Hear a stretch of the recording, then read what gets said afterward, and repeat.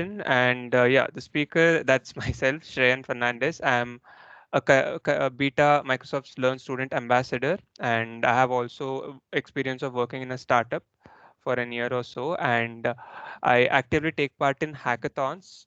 And I'm MTA certified in Python, and also I'm a blogger. I keep writing blogs on various uh, technical aspects like blockchain, AI, big data, and stuff like that.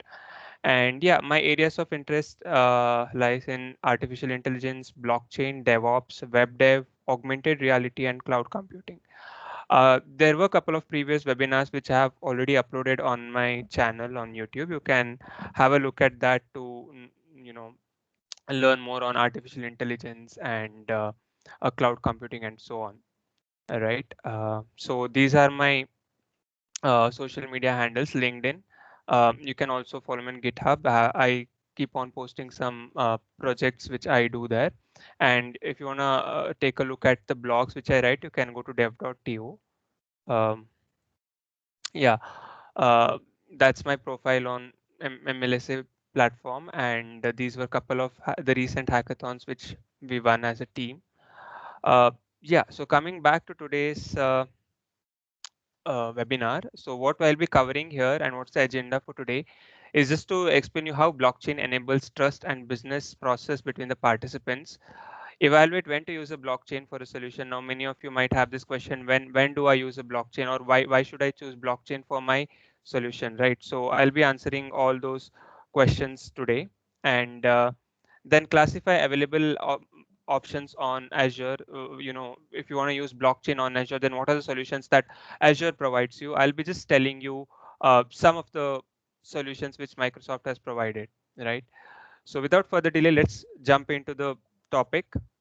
Okay, here on your screen, you can see a kind of um, you know a picture here. Can anyone tell me what does this picture kind of try to say, or why is this here? In the chat also, it's fine if you can just tell me in the chat. That's totally fine.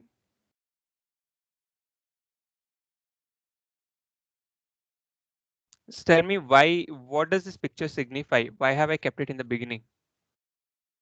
And what are those gibberish written, the numbers written there? What is that block OX43? What does that stand for?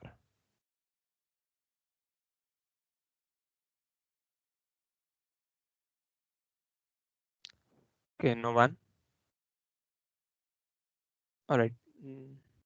Okay, it's just nodes connected to each other forming a blockchain. Okay, fine. Fine. Sumukh says it's just the nodes connected to each other forming a blockchain. It's partially right.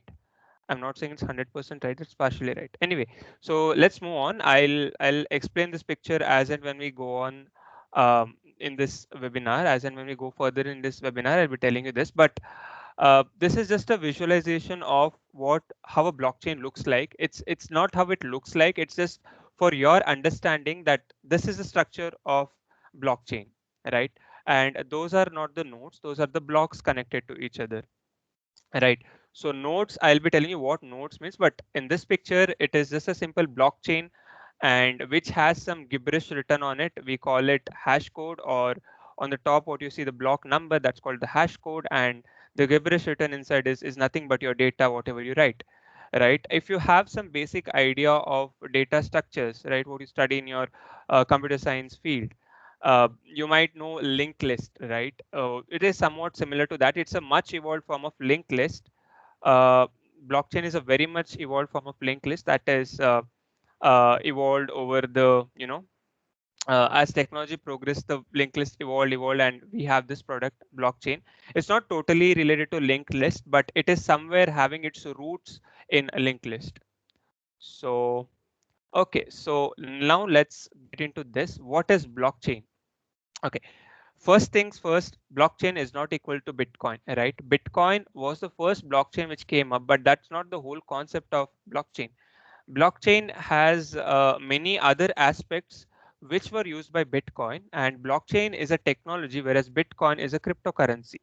Okay, so if anyone tells you Bitcoin is blockchain, then tell them on their face that it's not blockchain. Blockchain is different from Bitcoin. The Bitcoin uses a technology called blockchain. So blockchain is the underlying technology for Bitcoin. We'll just see why Bitcoin uses this particular technology in a while. But as of now, just remember that blockchain is not equal to Bitcoin. Yeah. And the picture which I showed you before, this picture, I just told you they are called blocks, right?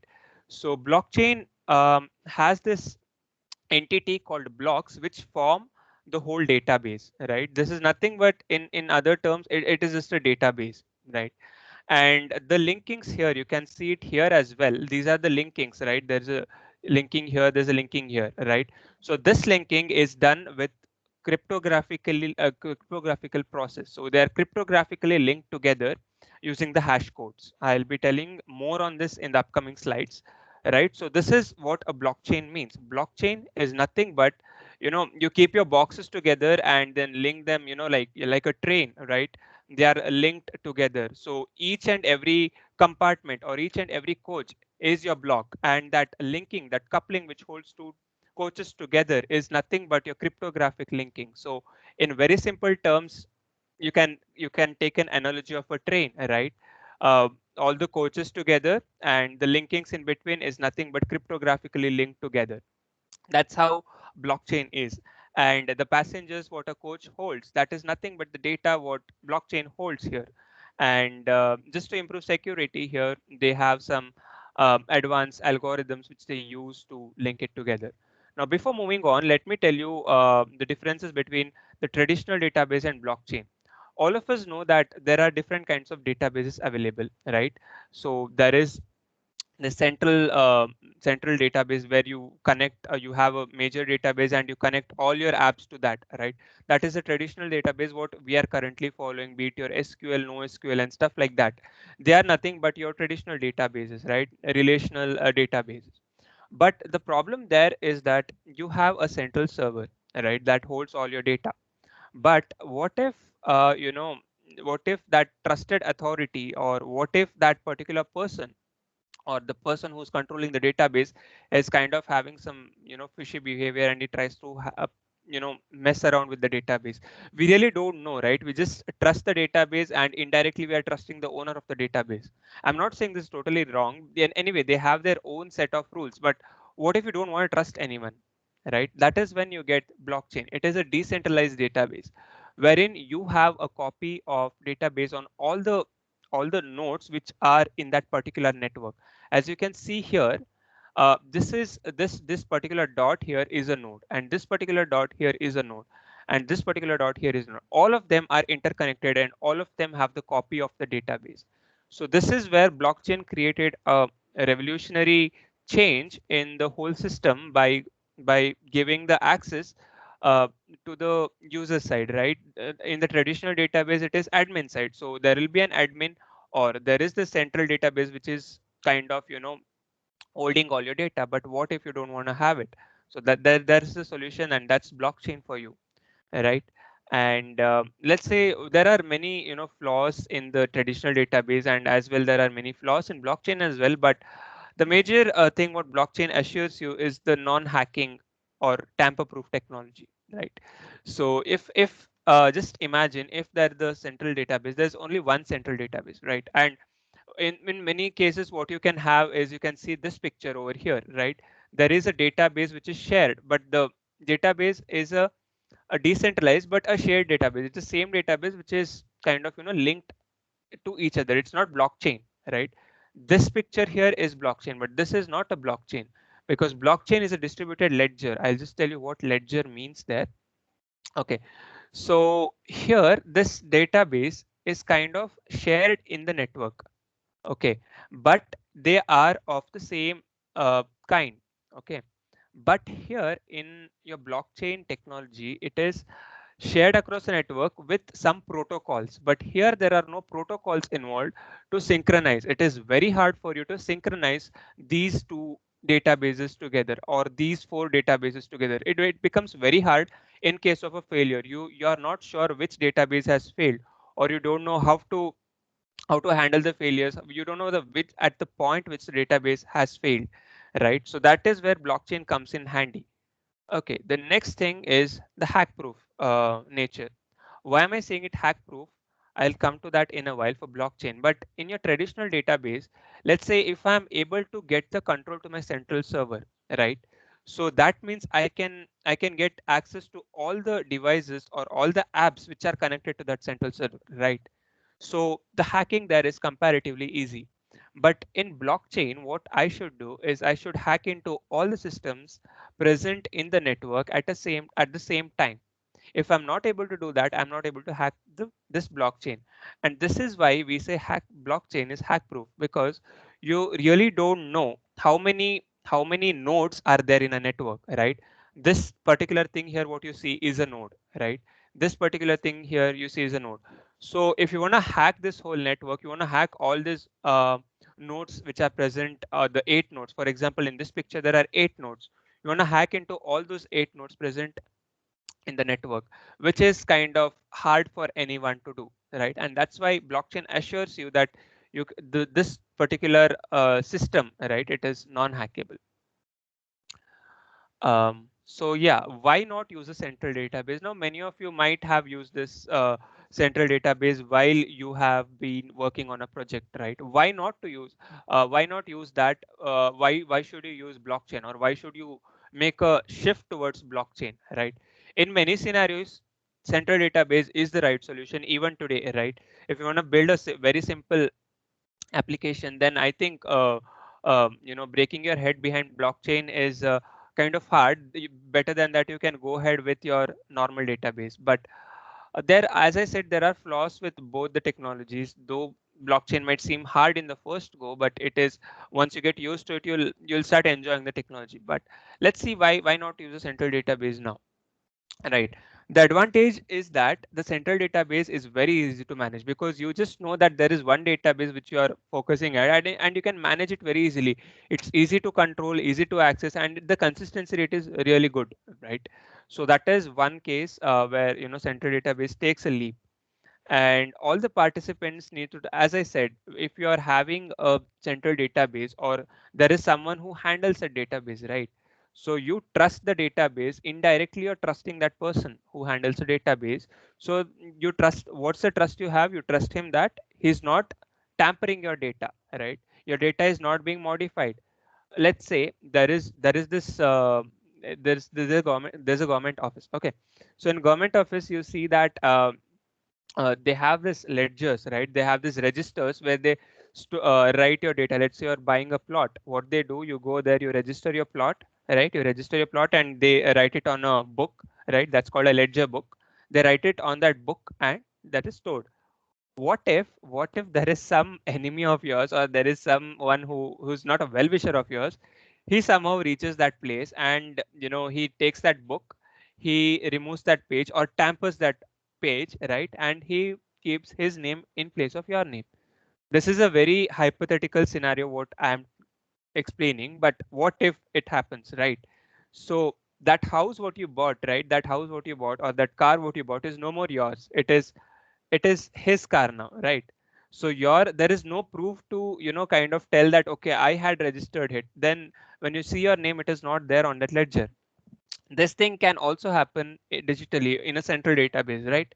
So if that database, if someone is having this uh, some fishy idea, and they can hack into that, or if he has the control, he can just get into that and kind of tamper your data which is there, right? So that is one place where central database takes a step back.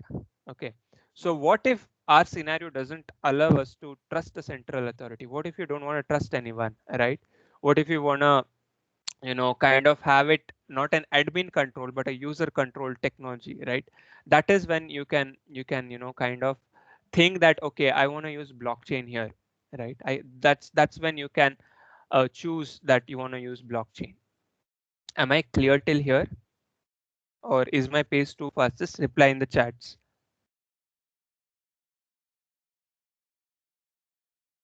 Any doubts so far?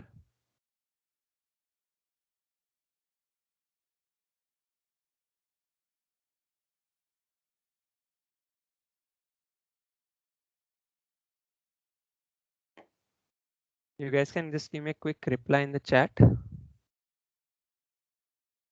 Okay. Is the pace fine?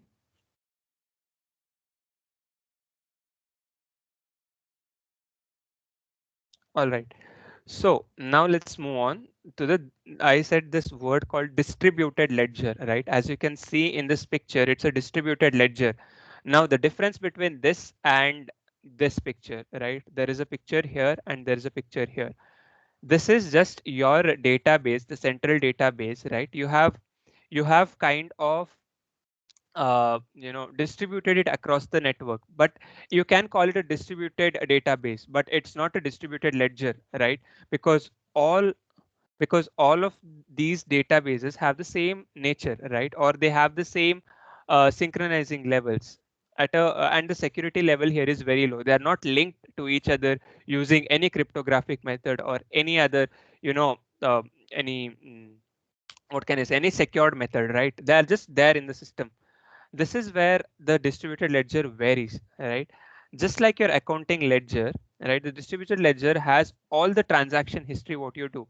Let's say, let's say you have, uh, sent some money to your friend, right? Even that, if that system is based on blockchain, then this particular thing is noted on every, let's say your bank is some bank, okay?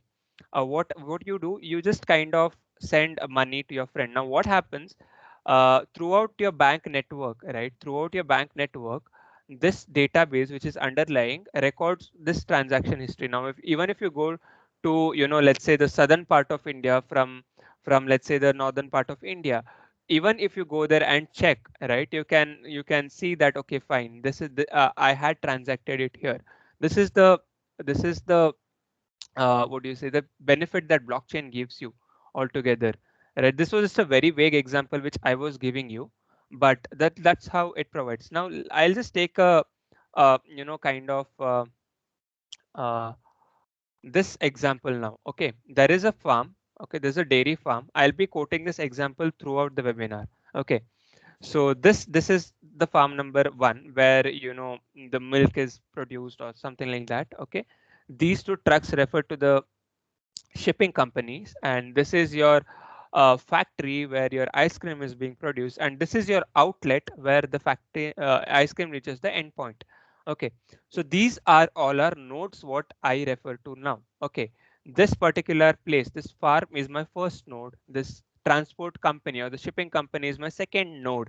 Okay, and this uh, factory is my third node, and this ice cream outlet is my fifth node. Okay, so these are all my nodes. Now, I think by now you might understand what nodes are, right?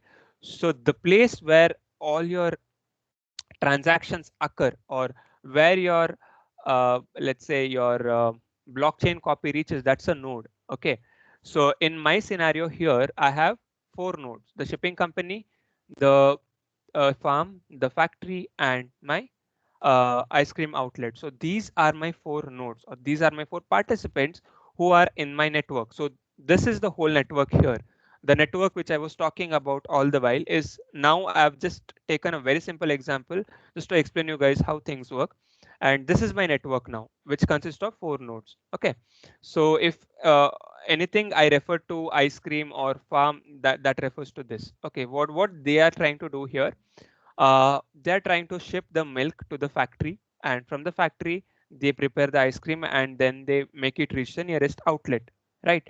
So now what happens, the responsibility is the first thing, right? If the milk is spoiled, then you have to know that, okay, fine, the milk was spoiled and that's why the ice cream is kind of smelling bad or something like that. So you have to know whose responsibility it is, where did the fault take place, or where the fault occur. Then comes the temperature. At what temperature is your milk being transported from farm to your factory, and from factory, at what temperature is your ice cream being transported to the outlet, right? And out of compliance, if there is any compliance issue, what is that? Okay, and when was it last modified? That's your timestamp. I need all these things to be there on my database. So the first place where we can see is the central database, right? As you can see in the picture here, this is a farm, and this is the shipping company, and this is my factory, and this is my outlet. All of them have the similar database, or in other terms, I can say that this is the database and these are my 4 nodes, right? That is how they're linked together. Okay, this is the place where this is the scenario where, let's say, they are going with the central database system. But here, trust me, it's very hard to find out where the fault has taken place, right? You really don't know when is it going between, when is the role or the responsibility changing between the ice cream factory and the outlet, or the farm and the factory, or the shipping company and the factory, right? It's really hard to track that. So why not use a decentralized ledger or a distributed ledger in this condition, right? It seems to be a better option to me. Let's just try it out. Okay, so now what happens? I plan to use the blockchain technology here. What happens? That my data is kind of distributed among this whole network, right? Where there are 4 nodes. As you can see, there are 4 nodes, 1, 2, 3, and 4. Okay. So the blockchain networks are distributed among the participants, and this whole thing, right? It's a private network, right? And no, there is no outsider involved in this, right? You're not sharing your database with anyone else. This is a private network which only these 4 are involved in. Such things are called as consortium networks. This is the first terminology what we use. If you come across this word consortium in blockchain, then that's nothing but the consortium network what they're referring to. Okay, so this particular distribution is called a consortium network, right? And the consortium network gives each partner visibility to every transaction that occurs. As I said, that now if the if there is this transport, if the milk is ready and this transport it's being shipped using this transportation company, right? If using the trucks or something, now as and when it is shifted, let's say the first responsibility is with the farm, right? He is responsible for the milk production. He is responsible for the quality of that. Once he logs the data onto the blockchain, and the next person who is responsible here, the role is shifted from my particular farm to the shipping company. From the shipping company, it is then go moving on to um, the next thing, that's a factory, right? In each and every place the data is logged, and the data logged, right, the data which is logged onto this blockchain or appended to this blockchain is shared across all the network. Now the ice cream outlet owner, right, he also can see where is his ice cream coming from. So by doing this, what happens is you can track the genuinity of any product. I'll just tell you, I'll just take a small example here. You might see that there are these outlets on in every city by today, I guess. They say that they claim that they have this organic 100% organic products which are being sold. But we as a user, we really don't bother to kind of investigate more onto this, right? We just say, fine, we trust you that your product is organic. But what if that is not an organic product, right? How will you have your trust on him? You'll just trust him blindly that fine, whatever he's giving is organic product. But you'll get to know the reality only once you use it. But using this blockchain technology in such supply chain systems, what you can do is you can track it down all the way to where it started, right? But anyway, building such a system includes IoT and stuff like that. But in an overview, in a nutshell, I'm telling you can use this blockchain so that you also can know, okay, fine, my product is 100% authentic, or my product is 100% genuine, right? So similarly, these are the use cases of your blockchain.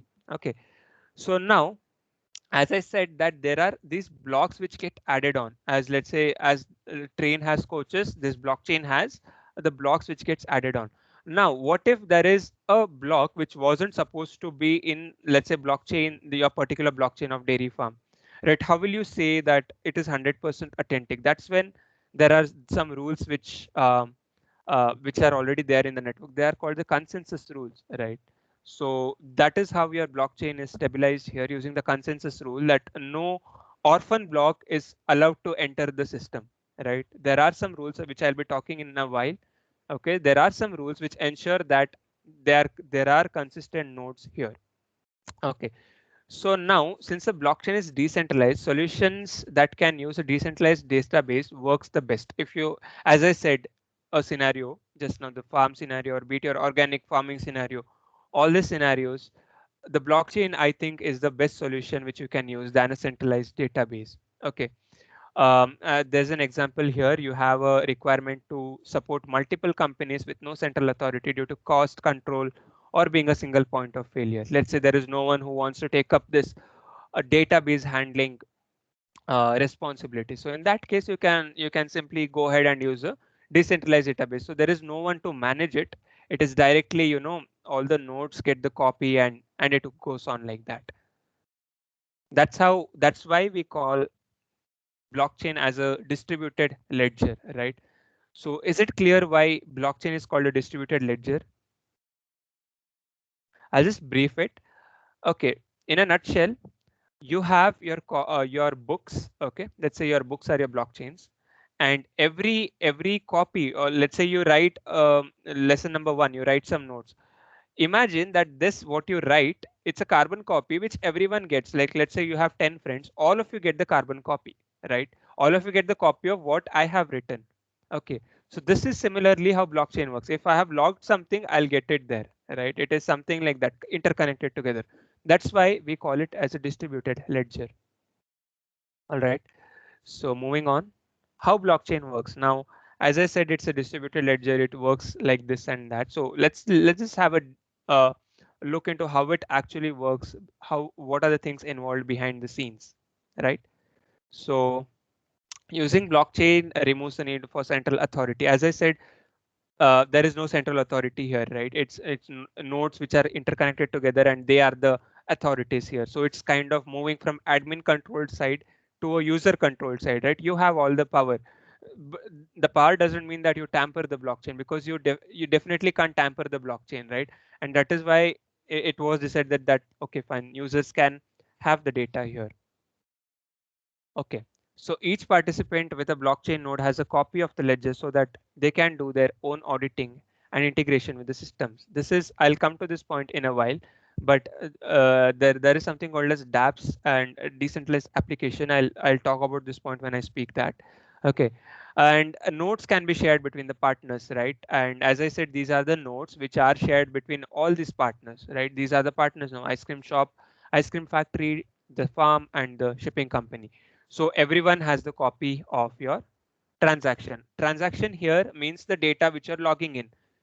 The transaction term refers to anything what you append to the blockchain is a transaction, right? Be it a simple temperature which I append here, that is a transaction, and that's what transaction means in this whole network. Okay. Each node is connected to other nodes using a blockchain network. As I said, there are some rules which govern this. Okay. And using those rules, they are connected to each other. Am I clear till here how blockchain works?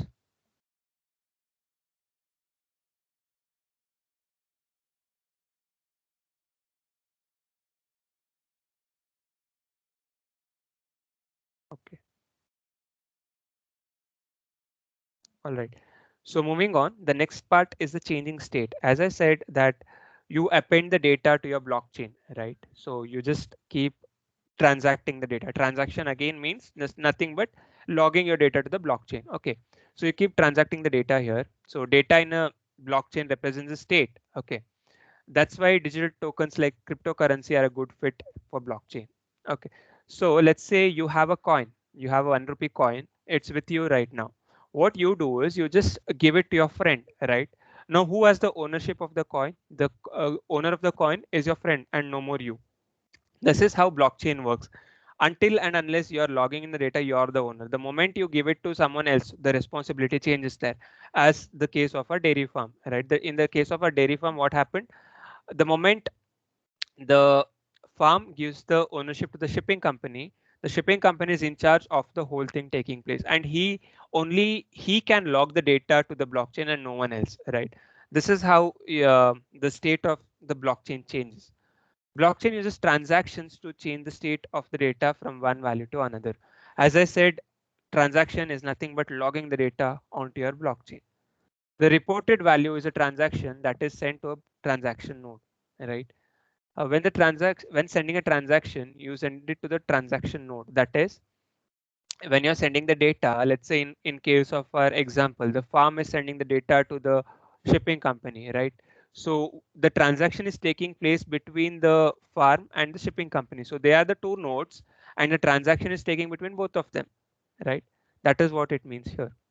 Blockchain sends the transaction throughout the blockchain network, and this transaction, what farm and the shipping company has, is not alone restricted to them, but everyone who's in that consortium network, right? Everyone who's in that network gets a copy of what is going on, and this is how you can track the genuinity. And each node processes the transaction, but it still requires validation through a consensus mechanism. Okay, just because they have done a transaction, right? Just because they've done a simple transaction, that doesn't mean that it should be valid. What if there is some person who wants to kind of tamper with our system, right? How will you kind of um, control that, right? That is when you have this consensus rules. Okay, I'll just take a small example. This is called Byzantine fault tolerance theory. Okay, what it says, there are 5 to 6 soldiers, right? There are 6 soldiers in a kingdom, and one of them is a traitor. He's not. He's kind of the one who's backstabbing the kingdom, right? He wants the people there to lose, right?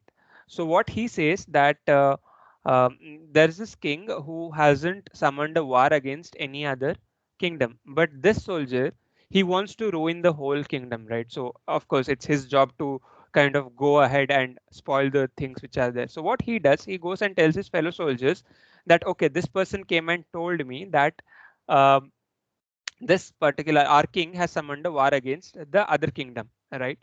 And without validating this soldier, but the other soldiers were told that the king himself told the other soldiers that we are not waging any war against any kingdom.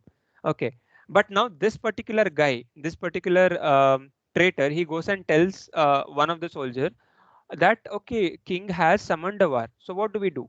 Now this soldier has two different data with him, right? So now he has to validate which one is right. If at all there's a war which king has called for, then he has to get ready, right? It needs some preparations. But how will he validate?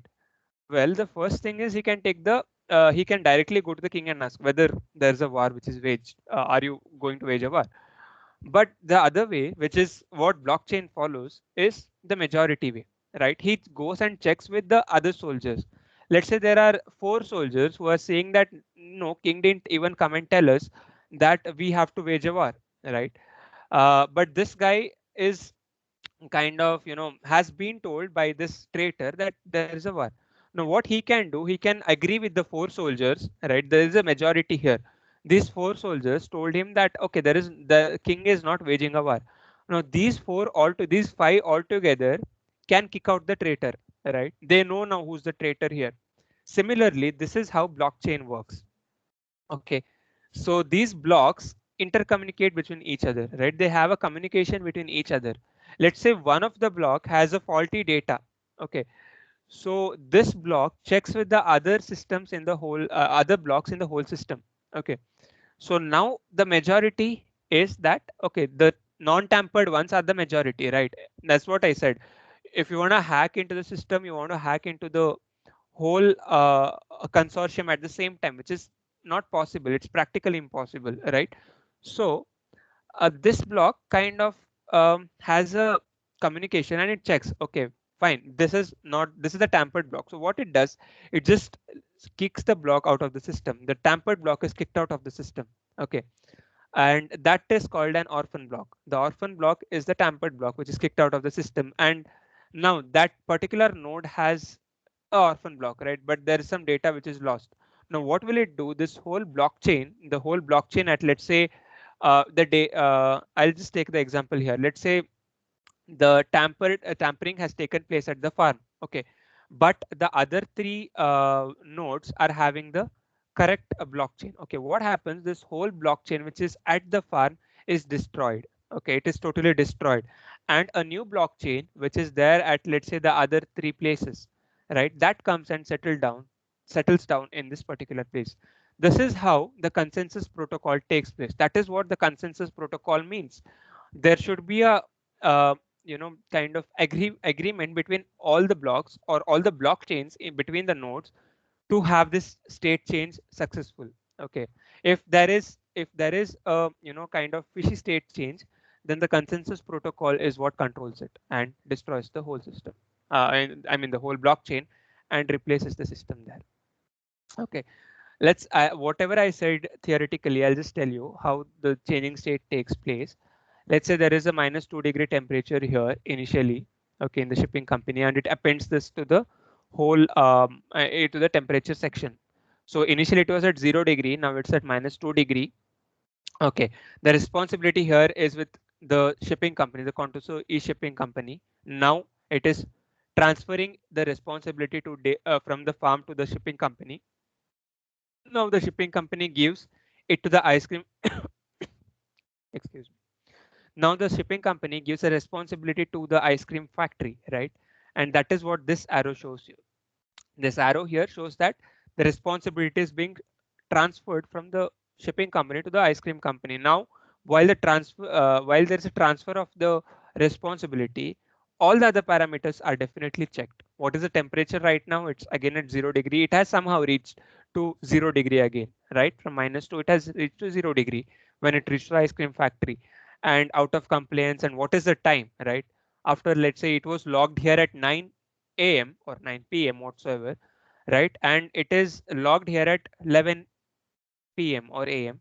Okay, so there is a time gap of 2 hours, right? In this 2 hours, what happened from 0 degree, it is being, sorry, from -2 degree, it is being changed to 0 degree. This is what a state change means, right? This is what I told you, that blockchain has a state change every time.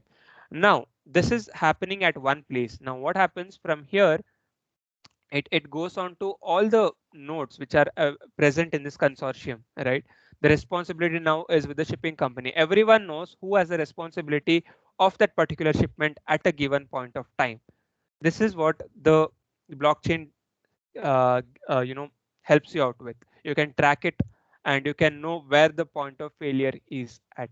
Right now, you know that, okay, if the milk is spoiled by the time it reaches the ice cream factory, then there is the problem. The problem lies with the contour shipping company, because they are supposed to keep a refrigerated van, right? But they haven't, clearly, because the temperature has gone from -2 to 0 degree, right? If at all there is any fault in the product, then they can catch hold of the thief, who was the person responsible for the uh, milk this thing, right? So am I clear till here? How is the state change? How is it logged? How is the transaction taking place? And how is it reaching the whole consortium? Am I clear till here?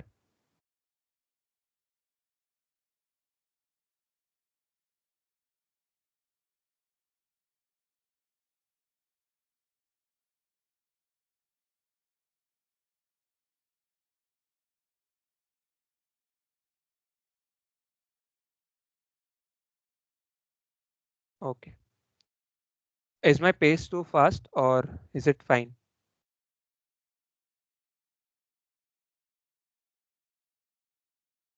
Am I speaking too fast? Should I reduce my pace, or is it fine?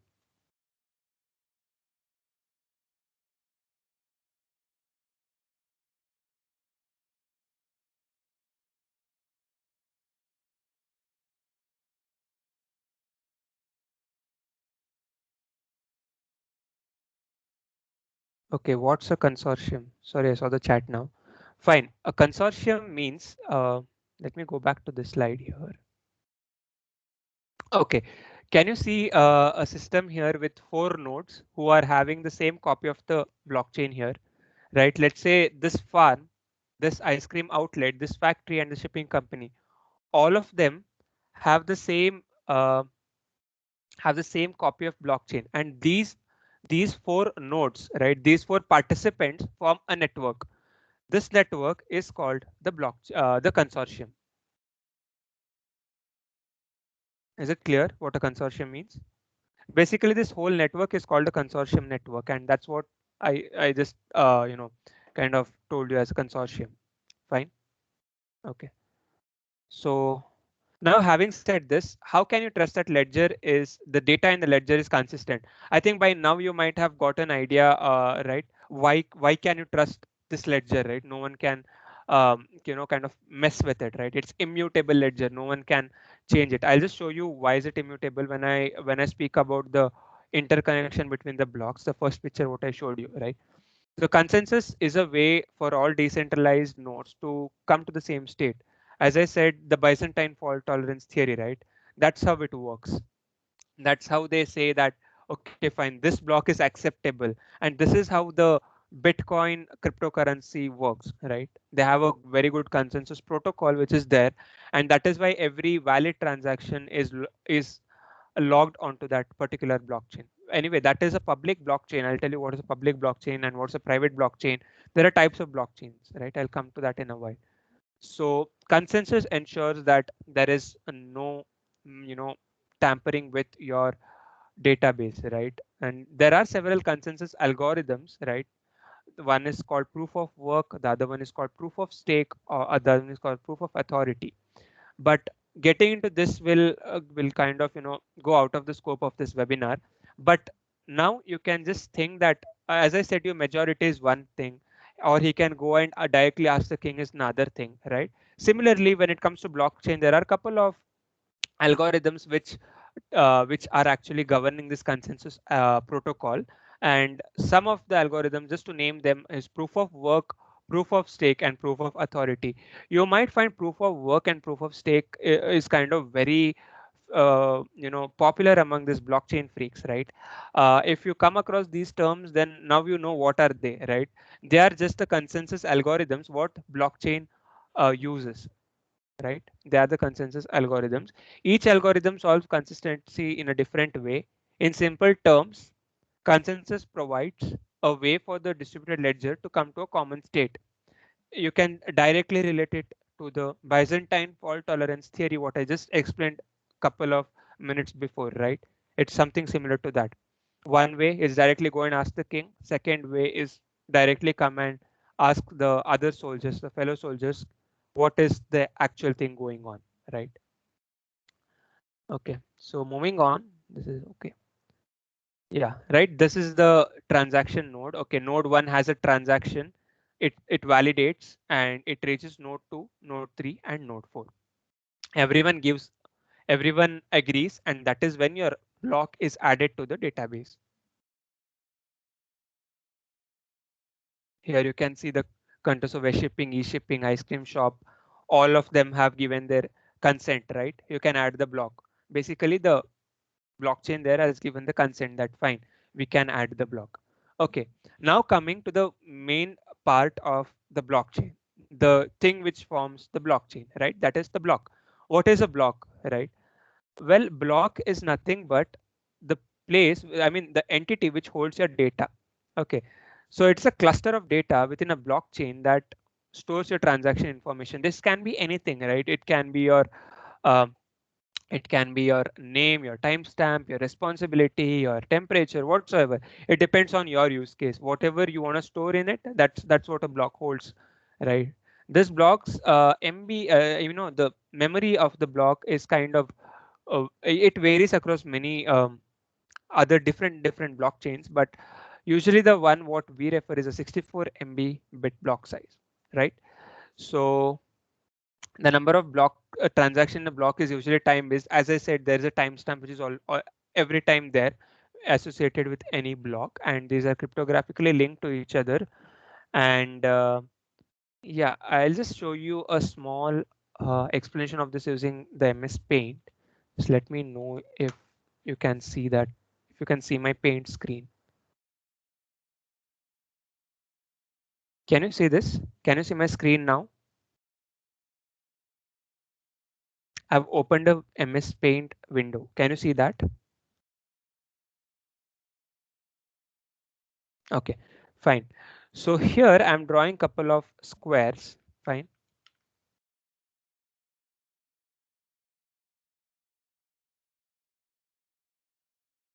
Okay, so these are my blocks of my blockchain. Fine. And they are linked cryptographically to each other like this. Okay, so this first block, right? Everything has a first block, that is your index 0. The first block is called the genesis block.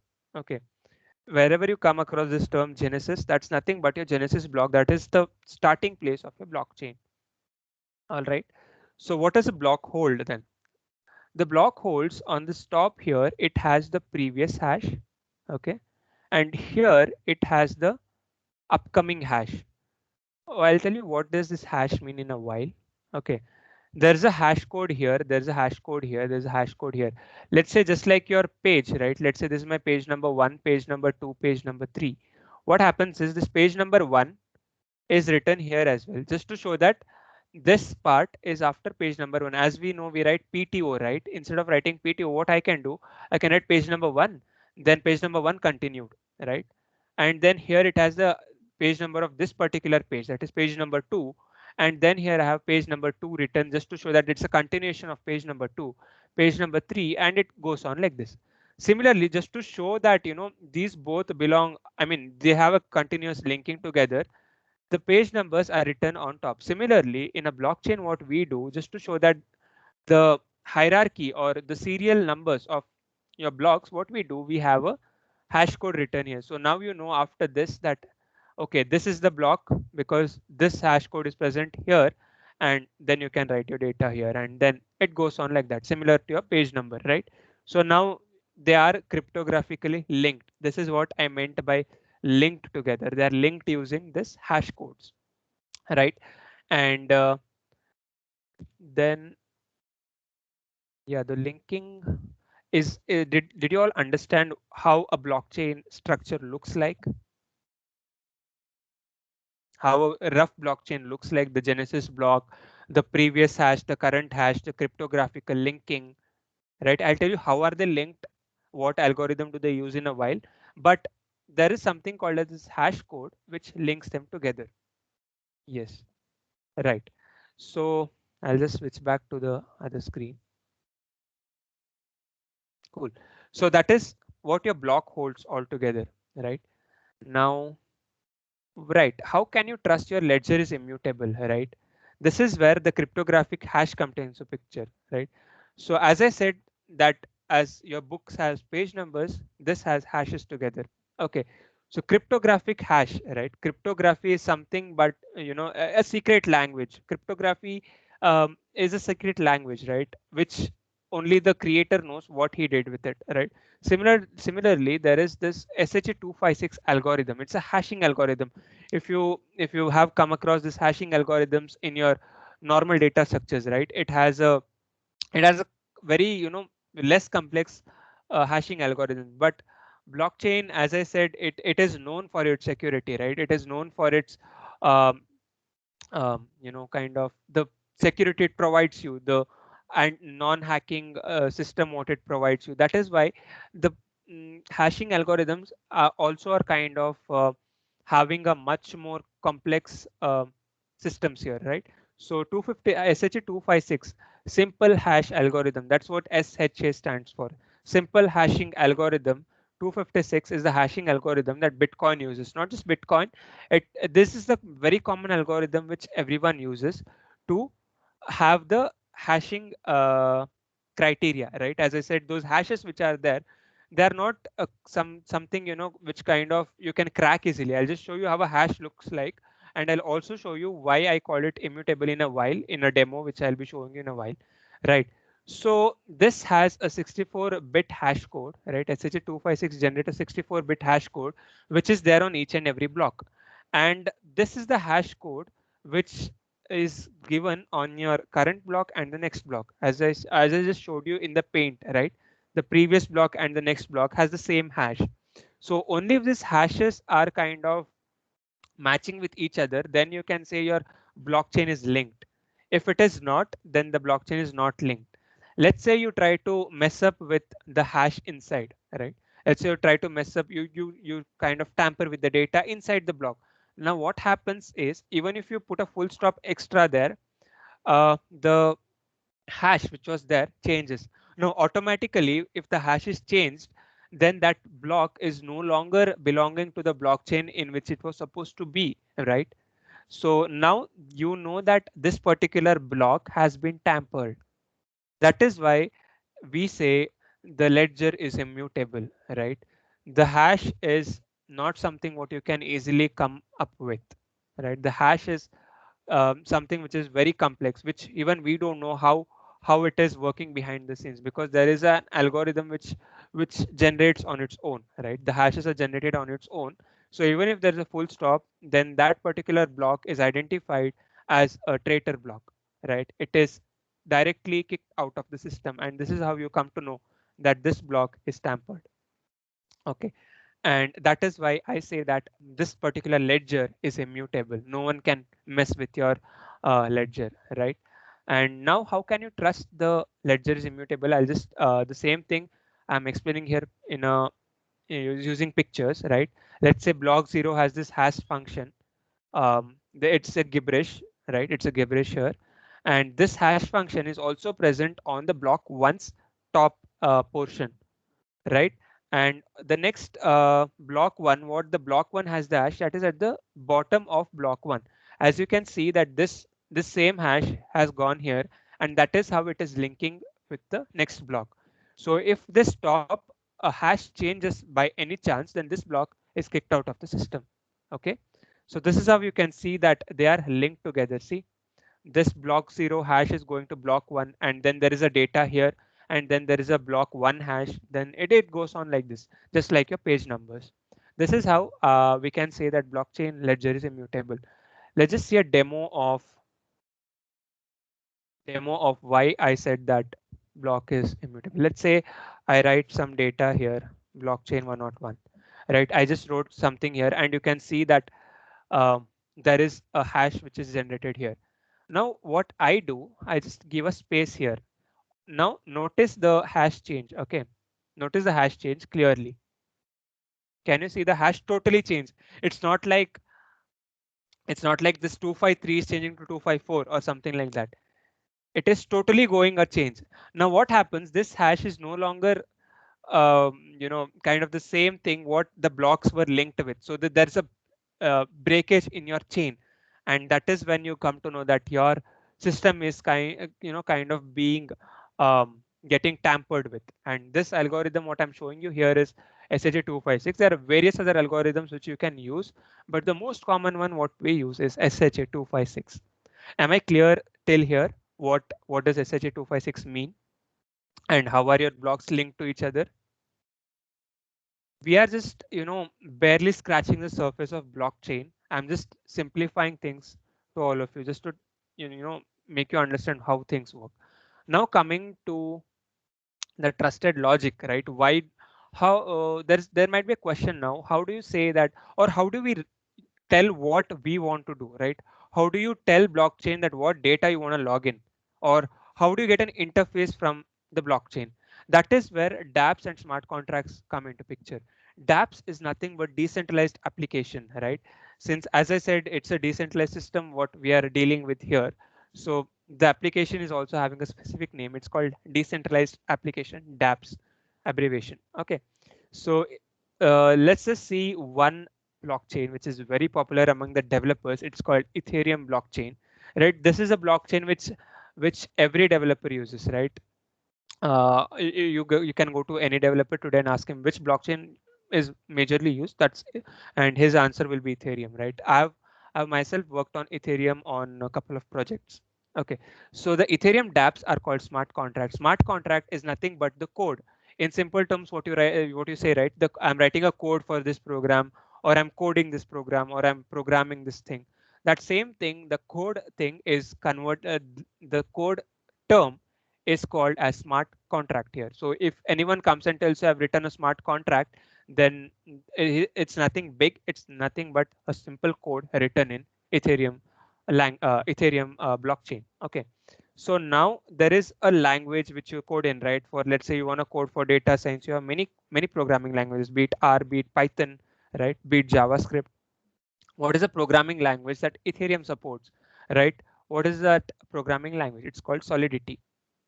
Solidity is the programming language which Ethereum supports, and that is the language in which you are supposed to write a smart contract with. As this name suggests, a smart contract, right? Smart contract. What is a contract? Contract is nothing but an agreement which you have between two parties, right? Let's say you're buying a plot from let's say some the owner of the plot.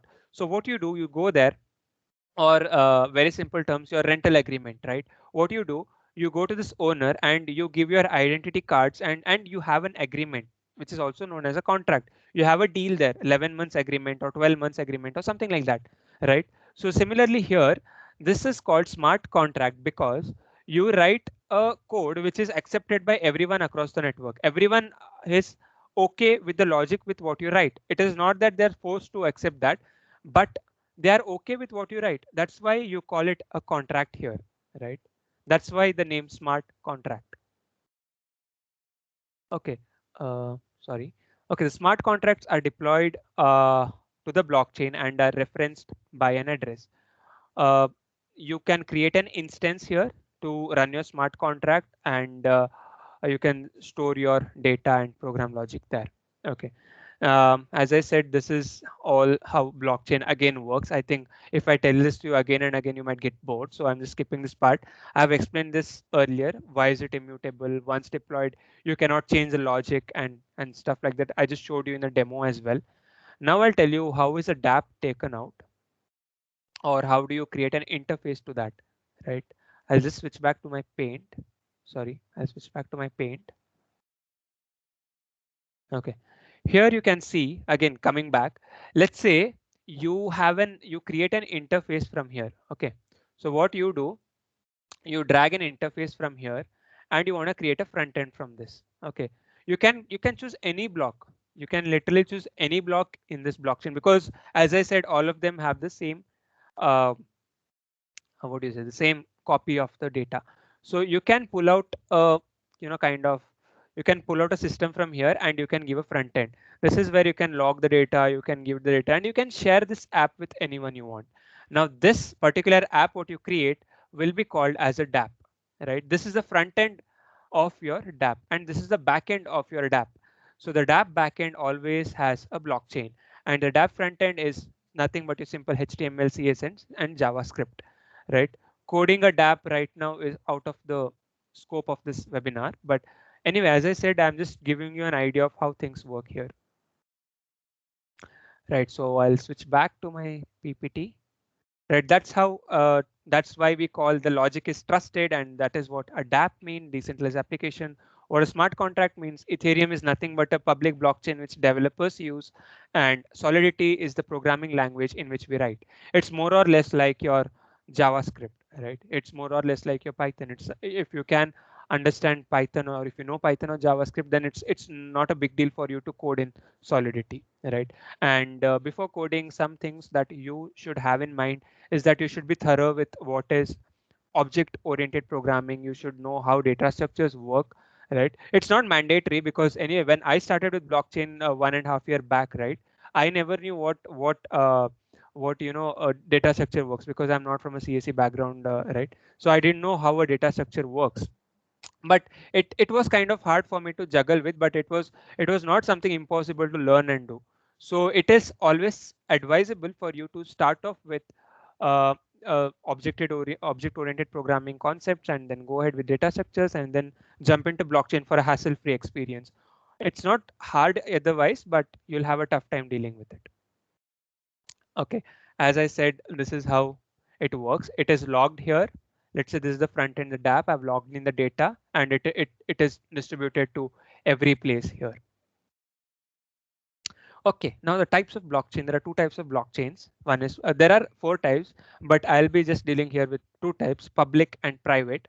Public blockchain is decentralized with no single authority on the network. All the transactions in the blockchain are visible to any node. Right. So you can literally see how much is the price of Bitcoin, or how many people have mined it. Sorry, and everything using this public blockchain. That's why Bitcoin is a public blockchain. Bitcoin blockchain is a public network, right? There are n number of nodes. You really don't have a track of where it is currently, flourished. That's why you say you can't, especially in this dark web, deep web, you can't trace back a transaction, right? The reason being this, you really can't trace back the source where you have transacted. Once it goes into the system, the block is directly logged onto system because using the consensus protocol, and then done, your transaction takes place and you really can't trace back where it is taking place, right? So the every consensus algorithm has something called as a reward, and here the cryptocurrency is used for rewarding the consensus algorithms. Now comes the private blockchains. As I said, they are semi-trusted networks. The example what I told you before, the dairy farm, that can be called as a private blockchain, right? In which only 4 of them are there in the whole network, right? And one of the thing what is generally used is Ethereum, right? You have to have some gases. I mean, there is something called this term called gas, right? Just as you have gas for your vehicle, something like that, you'll have to pay to have a transaction between your uh, interconnected blockchains, right? And there is other thing called as Hyperledger Fabric. But if you want to get your hands on with blockchain, then I suggest you go ahead with Ethereum. Okay. Now comes when to use blockchain. I think by now you know when can you use blockchain, when you should not use blockchain, right? So when to use blockchain, very simple. Keep these 4 points in mind. How many participants do you have? What is the amount of trust you have with your participants? How much amount of trust you want to keep with your participants? And what is the business logic you want to keep? And what is the performance you're targeting? Based on these 4 points, you can decide whether or not your app can use blockchain or not. Well, now what options does Azure provide you?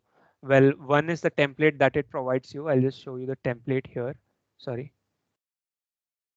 These are all the available options on Microsoft Azure, right? These are all the templates which you can directly use. There are some open source templates as well, which you can directly use using your API, right? For IoT and stuffs like that. I'll be sharing you this link. You can go through this. Then there is Ethereum Studio, stuff like that.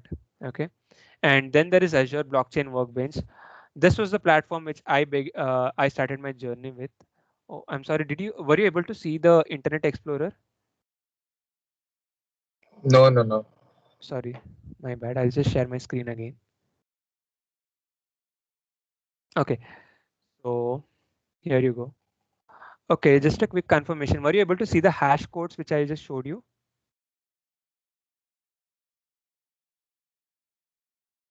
Were you able to see the hash code?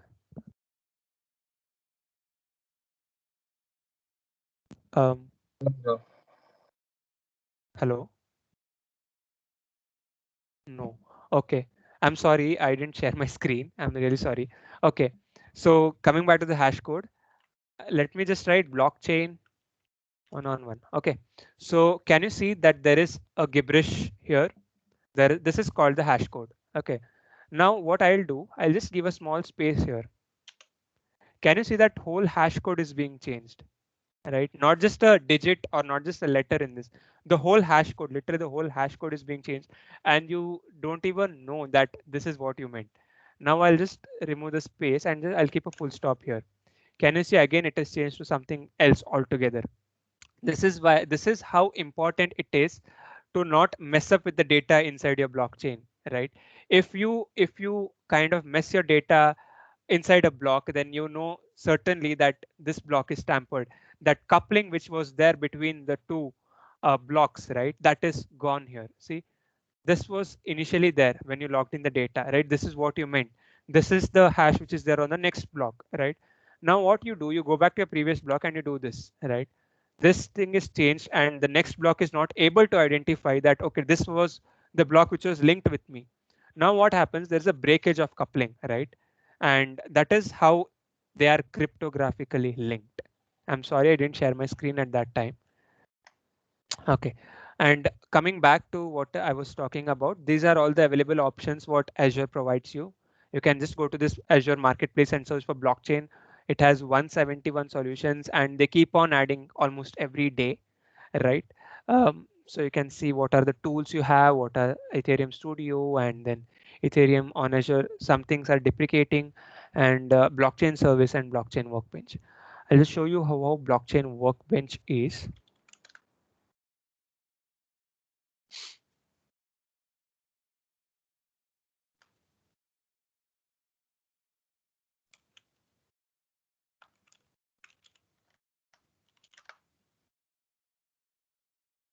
As you know, Azure is just a cloud computing platform what Microsoft provides you. It has n number of services. If you want to know more on this, then visit that YouTube channel which I've provided, and you can understand what Azure, how it works, and stuff like that. Okay, there are a couple of resources which I've already created, but today I'm just bothered about blockchain. So let's come here. Yeah, can you see this is one service which Azure provides you, Azure Blockchain Service. Then there's Azure Blockchain Workbench, and then all these services. If you wanna get started, I suggest you can go ahead with Azure Blockchain Workbench. It is the most simplest one you can use. Blockchain service kind of wants you to have a good knowledge of coding, but this requires a minimal amount of coding. So you can just fill all this consortium region. Where do you want your instance to be? Right? If you want, there are all these data centers across the world. You can choose the nearest one, Central India.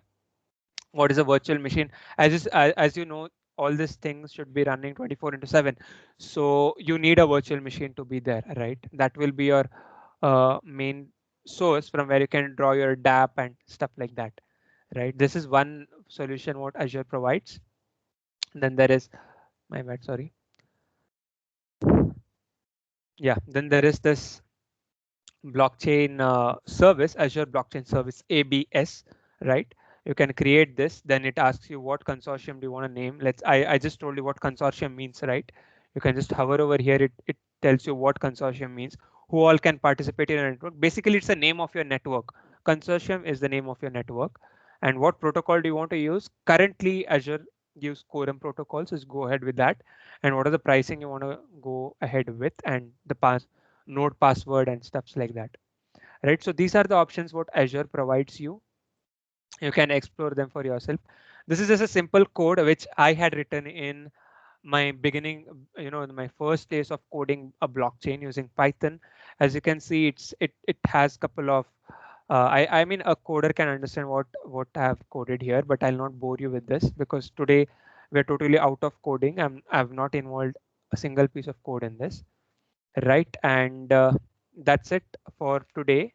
I mean, that comes to the end of this tutorial, I mean this webinar.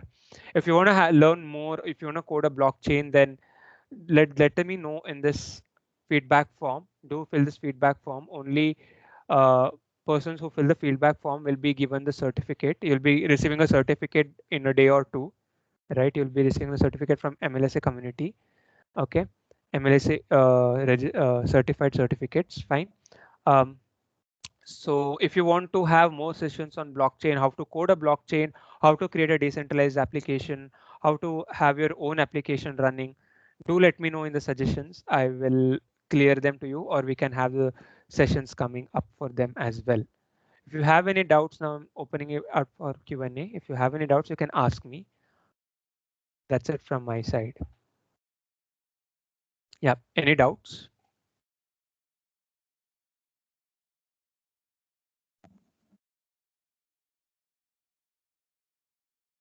Today's session was just to tell you how blockchain works, what are the terms involved. It was just a bird's eye view. As I said, it was just an overview of blockchain. If you want to dig deep into this, then we can have sessions coming up with DApp, and then how to host your blockchain, and how to do it and stuff like that. All right. So if you have any doubts, you can ask, or you can exit the meeting. Any doubts related to today's session? Do we need to fill the feedback form now? Yeah, please do fill the feedback form. I'll share Okay. you the link in a while. Yeah. Okay. Just a second, I'll just share the link.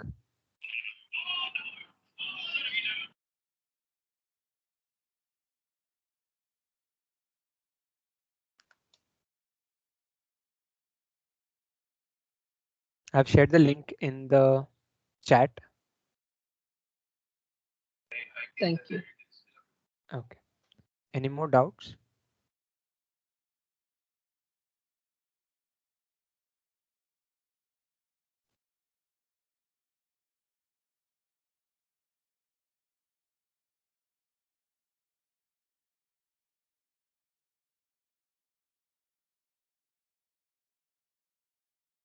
Okay. If you get any further doubts, you can mail me. I'll just drop my email ID here.